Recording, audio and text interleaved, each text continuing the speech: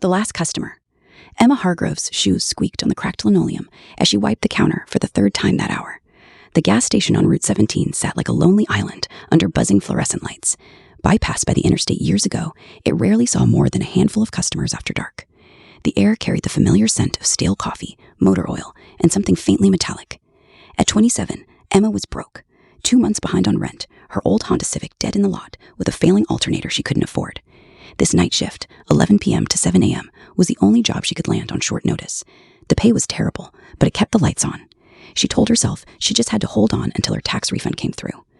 The manager's instructions played on repeat in her head. Keep the doors locked after midnight. Don't let anyone in unless they're buying gas.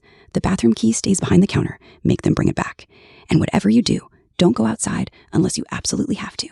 It was 2:43 a.m. on a cold October night. The 4 pumps glowed under sickly orange security lights. Beyond them stretched miles of dark pine woods and empty highway. Occasional headlights swept past in the distance, but never turned in. At 3:17 a.m., the bell above the front door jingled. Emma looked up from her phone. A woman had stepped inside.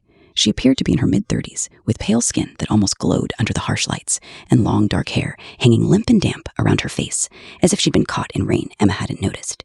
She wore an oversized, faded gray hoodie and loose jeans that bunched at her ankles. Her movements were slow and dreamlike. She didn't head for the snacks or drinks. She walked straight to the counter and stopped right in front of the bulletproof glass, her wide, glassy eyes locking onto Emma's. "Hi," Emma said, forcing a polite smile. "Pump number?" The woman didn't answer right away. She simply stared. After an uncomfortably long pause, she spoke in a flat, whispery voice. "I need to use the bathroom." Something about the request felt wrong, but Emma couldn't place why. She pointed to the large metal key hanging on the hook behind her, attached to a bright red plastic tag. "It's around the side of the building. You'll need to bring the key back when you're done." The woman nodded once, slowly. Her eyes never left Emma's face. She reached through the small metal tray at the bottom of the glass, her thin fingers brushing the tray with a soft, wet sound as she took the key. "Thank you," she murmured. The bell jingled again as she stepped back outside. Emma watched on the security monitor as the woman walked across the lot and disappeared around the corner toward the single restroom. Emma shook her head. She'd seen plenty of strange people on this shift. Tired truckers, lost travelers, kids looking for trouble. This was probably nothing. She went back to scrolling on her phone, trying to ignore the uneasy prickle at the back of her neck. 10 minutes passed, then 15.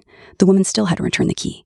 Emma glanced at the monitor. The bathroom door remained closed, a thin line of yellow light visible beneath it. No shadows moved, no sign of anyone coming or going. She waited another 5 minutes. Nothing. Sighing, Emma stood up. Her legs felt stiff. She grabbed the spare key from the drawer, hesitated, then slipped it into her pocket. The manager's warning echoed again, but the key was company property. If it went missing, the cost would come out of her already tiny paycheck. She unlocked the front door and stepped into the cold night air. Wind whispered through the pines,